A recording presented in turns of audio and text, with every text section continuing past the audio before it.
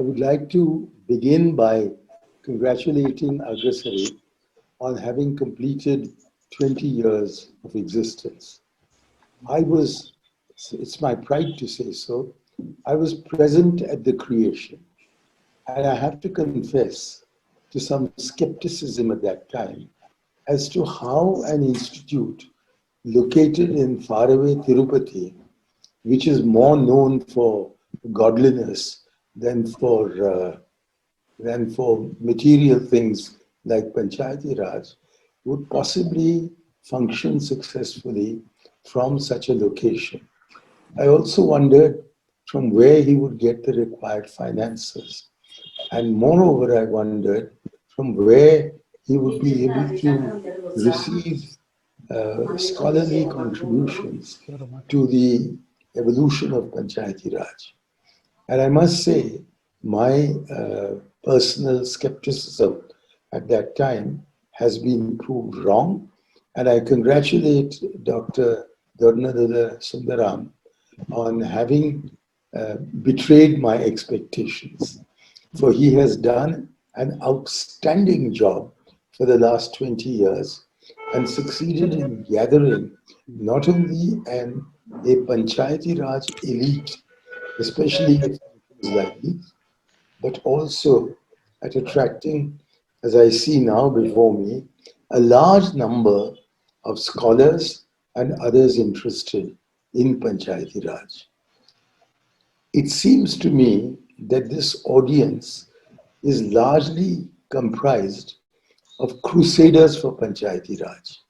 So if I were to recount or use this half hour to recount the major achievements of the last 28 years that we've had Panchayati Raj on our statute books, I think it would be wasting everybody's time for it to amount to preaching to the converted.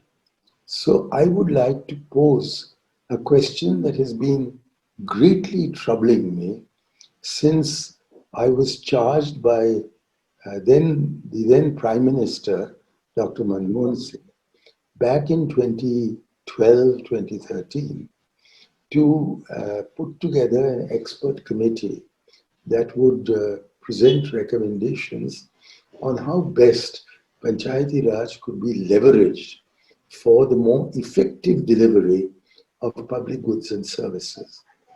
And like an unborn fetus, as soon as the report appeared, it was buried. And there has been neither any reference to it since, nor has it succeeded in entering the agenda of any of the successor governments. And it is not surprising because Gujarat was the only state that refused to let me visit the state when I was Minister of Panchayati Raj. So we are faced with a situation where 28 years after the laws were brought on the statute books, there is no political support for this program to evolve. And the political support that exists is willing to live with Panchayati Raj, but hardly to make it flower. And I want to ask all my colleagues here to reflect upon this and to share either at this seminar or subsequently by writing to me, what are the reasons for which there seems to be little or no political support for taking Panchayati Raj forward. Now, before I start giving tentative answers to that question, I think we also have to accept that there is no political desire either to dismantle the 73rd and 74th Amendment. I don't think the 73rd and 74th Amendment are in danger like the Article 370 has proved itself to be. There is very broad general consensus that Panchayati Raj is a good thing. But the technical aspects of Panchayati Raj have not been taken into consideration in the implementation of state legislation. It's a very good thing that state legislatures have, without exception, done their duty as required under the Constitution to pass conformity legislation. And by and large, this conformity legislation is in conformity not only with the mandatory provisions of the Constitution, but also with its recommendatory elements. So we have a situation where the conformity legislation has converted constitutional law at the center into municipal law at the state level. And I know of no state legislation that has not incorporated in and built upon the number of subjects that were listed in the 11th schedule for devolution to the Panchayat Raj institutions. I'm not particularly mentioning the 12th because I don't think I have time to go into the question of the Nagarpalikas.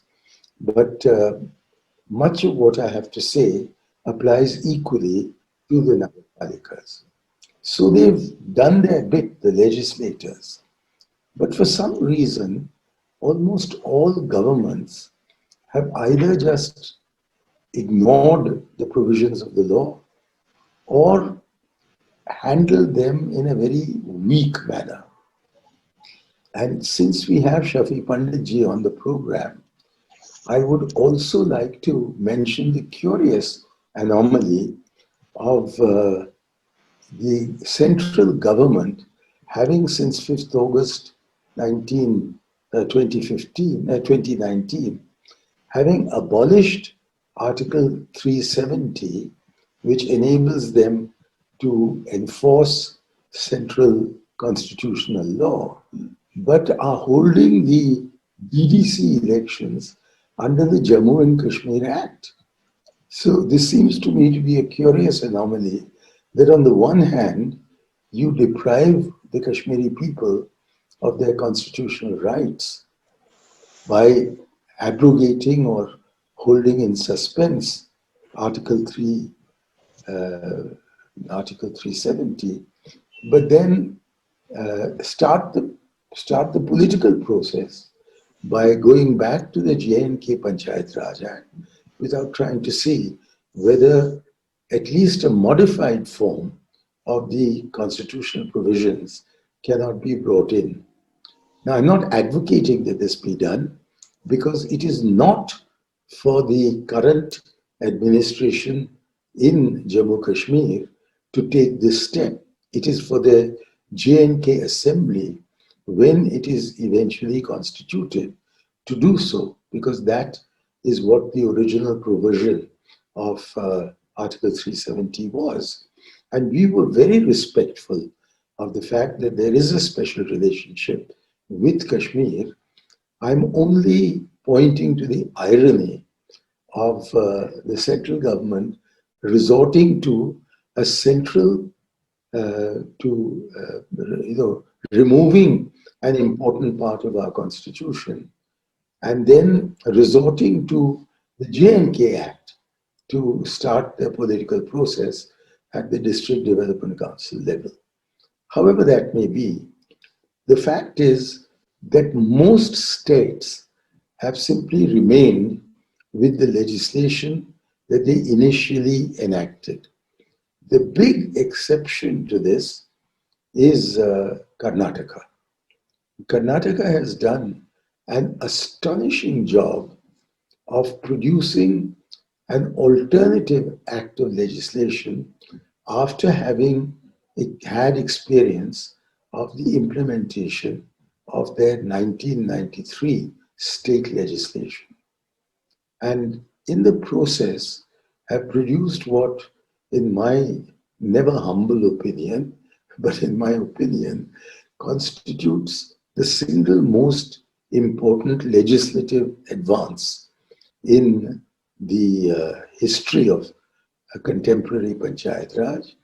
And I would therefore recommend to Dr. Sundar Ram that his next chief guest should be Shri Ramesh Kumar, the former Speaker of the Karnataka Assembly, who was put in charge of a committee that with a very open mind went into the whole business of the relationship between legislation and execution and found a number of lacuna in this regard and tried to fill these lacunae with an alternative legislation which is called Gram Swaraj, but also adds Panchayati Raj, and is therefore an attempt at realizing the concept of Gram Swaraj, which was of course integral to Mahatma Gandhi's thought, but was also embedded in the constitutional amendments we've made. I also find that even champions of Panchayati Raj, like the gathering here, generally refer to the 73rd and 74th Amendments. But the 73rd and 74th Amendments were names given to the bills before they were enacted. And now we have whatever we have in Part 9 of the Constitution, which could otherwise be described as Article 243. And so I find a kind of slip of mind or slip of tongue when even people like us refer to the 73rd and 74th Amendment, which was correct to do before 1992, but has become inaccurate after 1993, when parts 9 and 9A of the Constitution, all of them numbered as 243, were gazetted on the 24th of April, which is now Panchayati Raj Day, and the 15th of May, which is not being celebrated by the Ministry of Urban Development, because I think one of the biggest mistakes that the Congress government, first under Mr. Narasimha Rao and subsequently under Dr. Manmohan Singh made, was to not link the implementation of the 73rd and 74th Amendment in one ministry. It's only Kerala that has done so. And in consequence, the progress made and the monitoring of this progress in the Urban Development Ministry is a tiny part of the total responsibilities of that ministry, which are now concentrating on redesigning the Lutyens' Delhi. So how can people who want to remove all the bhavans and remove and build new prime ministers' houses and convert the purpose of North and South Block into some kind of a museum and not dismantle, but stop using the existing parliaments, and have now taken today, it's reported, the enormously important step of removing Mahatma Gandhi's statue in order to facilitate all this, without really indicating where it is going to be relocated. Is Mahatma Gandhi's statue still going to overlook our legislative processes? So, in many ways, what has happened is that the legislation having been done in many states, that has been left on its own. And whether it is being actually implemented or not is left as no particular person's business, because legislatures in these states do not very often raise searching questions.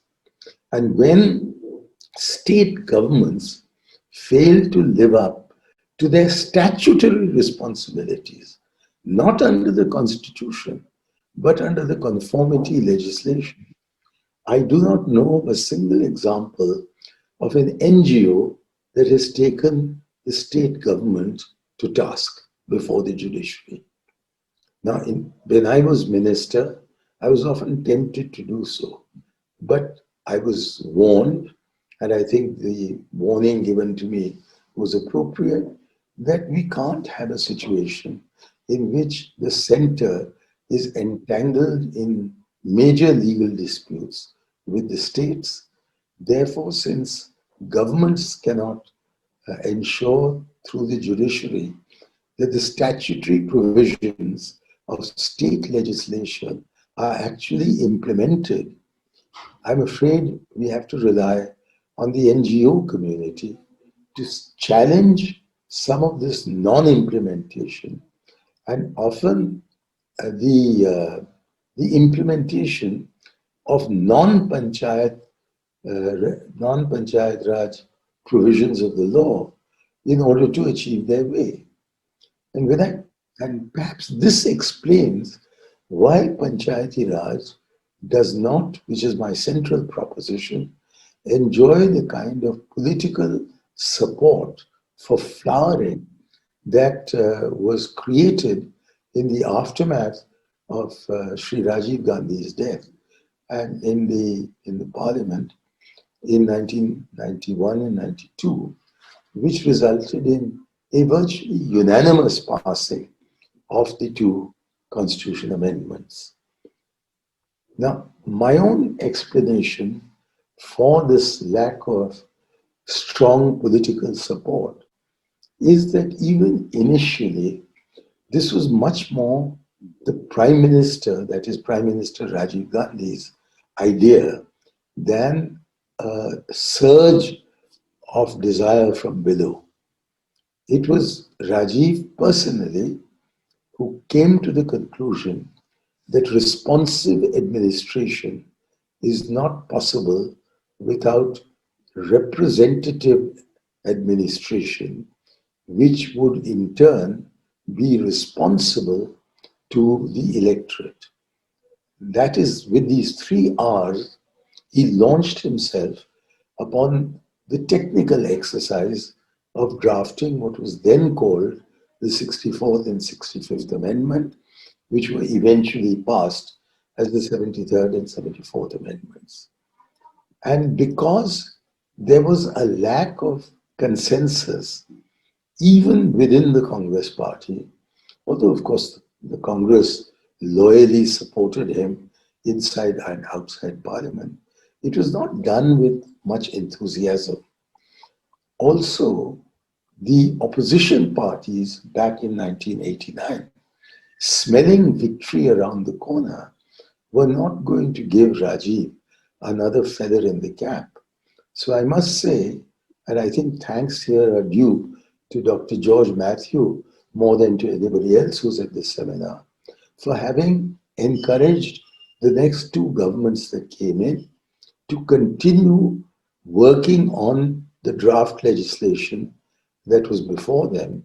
And so instead of withdrawing the legislation, as I think Prime Minister Rajiv Gandhi feared they might do, they actually continued working on it. And the end result was a number of improvements, and I do regard them as improvements over the 64th and 65th Amendments. The only disappointment that I had was that in the 65th Amendment, we had provided for a district planning committee. And that district planning committee was to be chaired statutorily by the chairman of the Zilla Parishad without any interference from the state government. And that provision was changed in the 74th Amendment of the Constitution into allowing state governments to decide who would preside over these district planning committees. And many of them have just either brought in a local minister or otherwise interfered with the autonomy of Panchayati Raj and thereby rendered much of it a farce.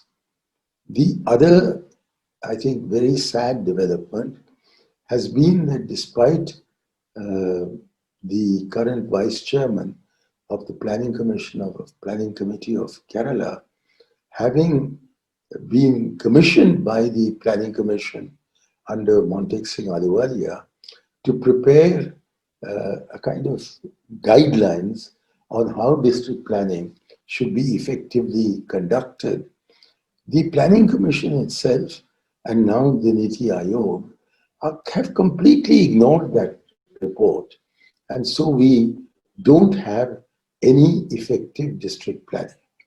And here I must confess that one state that did agree to having this kind of a district planning, at least for the backward regions grant fund, was Assam. And a very remote district in Assam, one that on the one side borders Tripura and on the other side borders Mizoram, Hailakandi, they produced what members of my staff, particularly T.R. Raghunandan, described as the best district plan that had been produced for the BRGF, that is the Backward Regions Grant Fund. So I made it a point to go all the way to Hailakandi and meet with the district Panchayat president to congratulate this lady on the remarkable work that she'd done. And when I met her and mentioned the district plan, she looked a little bewildered. And then I discovered that it was the local DM who had actually prepared the plan, and the local district panchayat, let alone the other panchayats, didn't even know what it was, with the result that we had a good IAS district plan before us, but it was not a plan prepared under people's participation.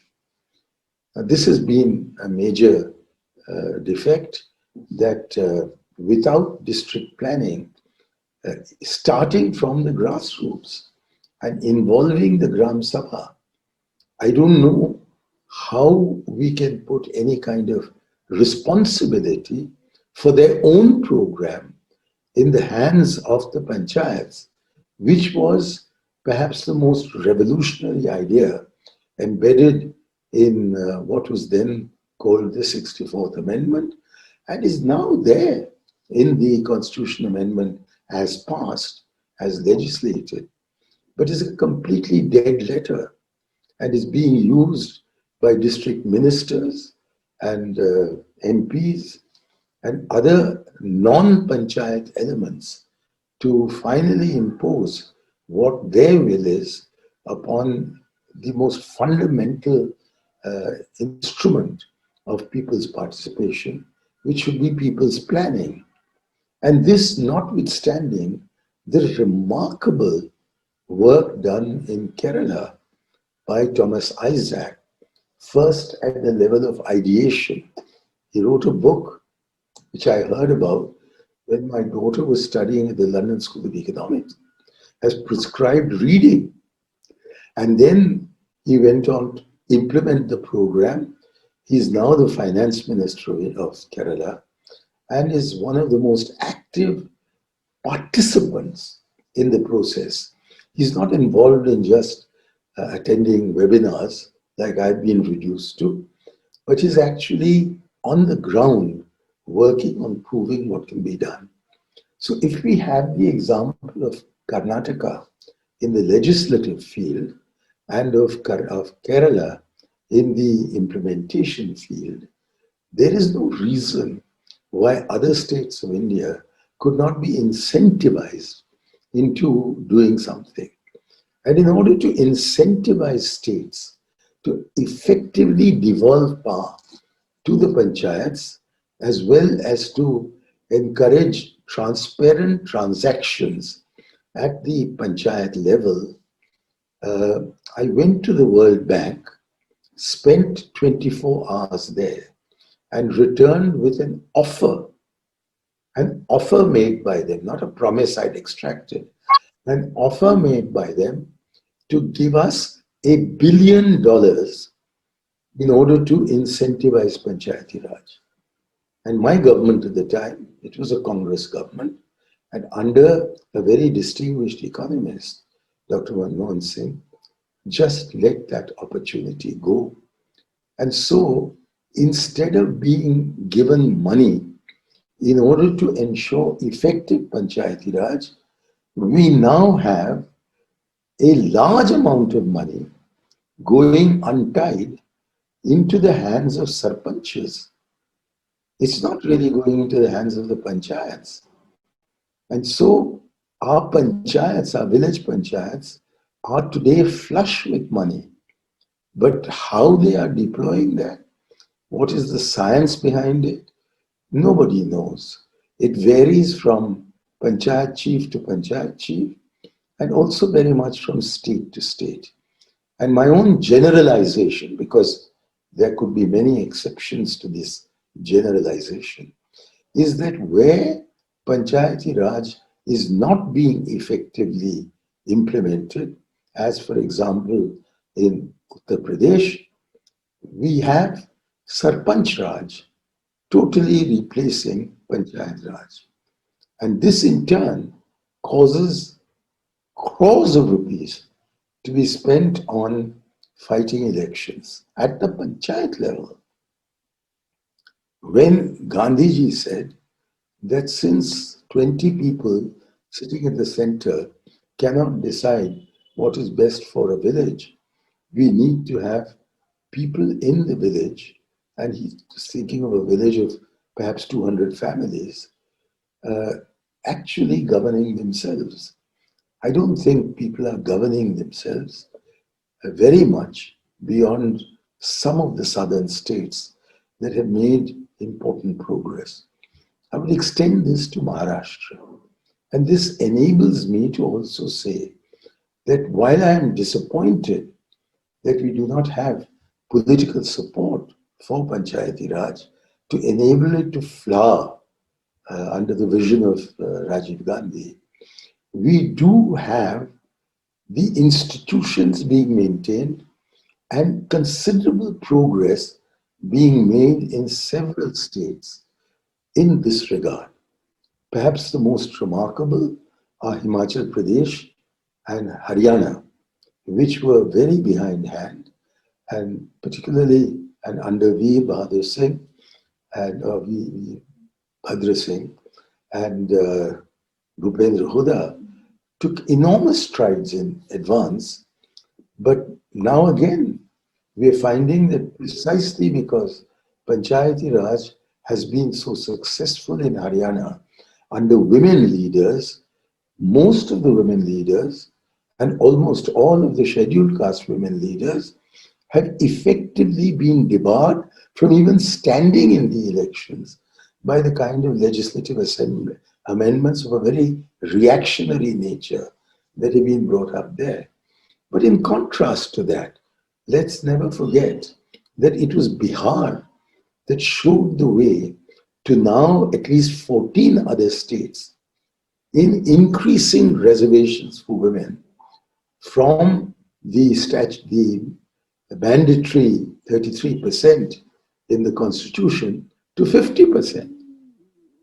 And India's biggest achievement is that we now have more elected women in India alone than in the rest of the world put together. I think this is the biggest achievement we've made in independent India since our legislation on scheduled castes and scheduled tribes. Perhaps even since the adoption of the Constitution. And yet, is this even acknowledged by, let alone most of India, by even the women of India, at least the kind of women who come on to these programs? I find that because equivalent legislation has not been made by Parliament to have 50% reservation for women, which I am a strong advocate of, the women who would come in, who have been derisively called the Parkati some years ago, they are not enthused by the fact that their more disadvantaged sisters are doing so well in Panchayat Raj as to hold about 14 lakh positions out of 32 lakh elected positions in the panchayats and nagarpalikas. Now that is such an enormous achievement that for us to not only not know about it, but often denigrate it as what the rule of panchayat patis is, I think, very, very unfair. And unless the achievement of women at the panchayat level, I see that Dr. Anita Reddy has raised her finger in objection. I look forward to hearing your comments when your turn comes. I'm personally surprised that when I mentioned this figure of 40 lakh and 1 lakh chairpersons, and so many of them coming in from general seats, not reserved seats, and the percentage of SC and ST women being often higher, much higher than the provision under the state law, this achievement is not adequately recognized. And until it is, I don't see where we are going to get political support from.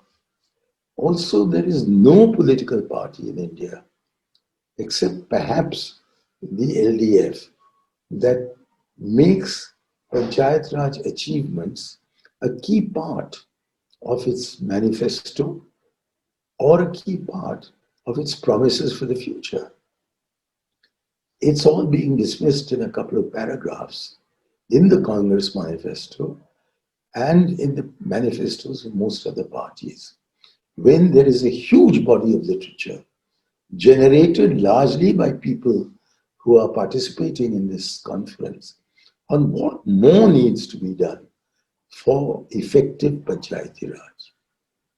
And it is when political parties start having the kind of enthusiasm for Panchayati Raj that Rajiv Gandhi displayed almost single-handedly, that we may hope to find political support for this administrative step. At that time too, there were lawyers like lawyer MPs like Madan Bhatia of the Congress party, an 18-year-old member of the Rajya Sabha, that is, he'd served in the Rajya Sabha for 18 years, who stormed out of Rajiv Gandhi's office because Rajiv said that it was not possible to introduce an amendment to the seventh schedule to move Panchayati Raj out of the state list and into the concurrent list, saying that nothing will be implemented. I now see that he was something of a prophet.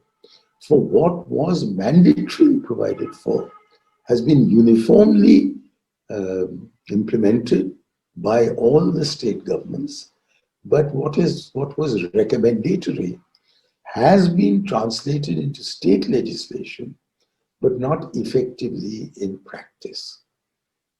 The institutions of Panchayat Raj are still being largely used as agencies for the state government. They are not functioning as institutions of local self-government. And I want to thank Dr. Mathew here for having brought to my attention after the legislation that the Constitution provision, Article 243G, does not talk of local governments, but of local government. And that our failure to ensure that these are institutions of local self-government is perhaps the most glaring failure of Panchayati Raj to make it effective. It exists, and I don't think it will be dismantled. But I do think to make it meaningful, it has to become more real. There are states, all states are making some progress in the direction of making it real. Some states, which were very behindhand at one stage, like Tripura, for example, have moved to the front rank. So improvement is also possible. And very few have slipped too far back. There are some that have slipped, but not too far back. Not so far back as to eliminate the possibility of Panchayat Raj or eliminate the possibility of Panchayat Raj progress. But it is the responsibility of the Government of India's Ministry of Panchayat Raj to identify the laggards and to identify the progressive states, reward them appropriately. And this we used to do through the annual Panchayat Raj Day function in Vigyan Bhavan. Now that has become an occasion for grandstanding rather than reviewing what progress or what regress has been made in Panchayat Raj. And the index that was being prepared in our time to determine this in some objective manner is now, I think, still going on, but hardly with the kind of backing and interest that we really ought to be seeing. So there's a great deal still to be done. And while I would have much preferred to have spent this last half hour reviewing the progress that has been made, I'm sure the rest of you will be doing it. And as I said, in any case, as crusaders, you're all well aware of how far we've moved since 1989. But what about where we haven't moved? And what is it that makes panchayat elections such an expensive business? Other than the generosity of the 14th Finance Commission, which very much under my prodding produced this brilliant idea of utterly untied grants going to the panchayats. But unless you have effective gram sabhas, unless you have effective distribution of portfolios between the various elected members of the panchayats, unless you have social audit at which answers are given by those in power, including the bureaucracy, and promises to reform are also reported upon to the Gram Sabha, we're going to continue having Gram Sabha meetings that take place in ghost towns. Many of these meetings simply don't take place, or the minutes get written up any which way, and there's no internal dynamic mechanism. As far as Andhra Pradesh is concerned, I'm talking about the old composite Andhra Pradesh, I think it didn't make much progress. I haven't been in a position to review how progress is happening after the splitting of Andhra Pradesh into Telangana and the present Simanchal or Andhra. But that's a useful study that could be undertaken as an exercise by AGRASRI on its own, or as a comparative exercise with how some other southern states are faring. And it's interesting that the Tamil Nadu, which voted against the constitution amendments, is the state which is pretty satisfactorily, perhaps not top rung, but certainly second rung, implementing the provisions of a constitutional amendment that they'd opposed.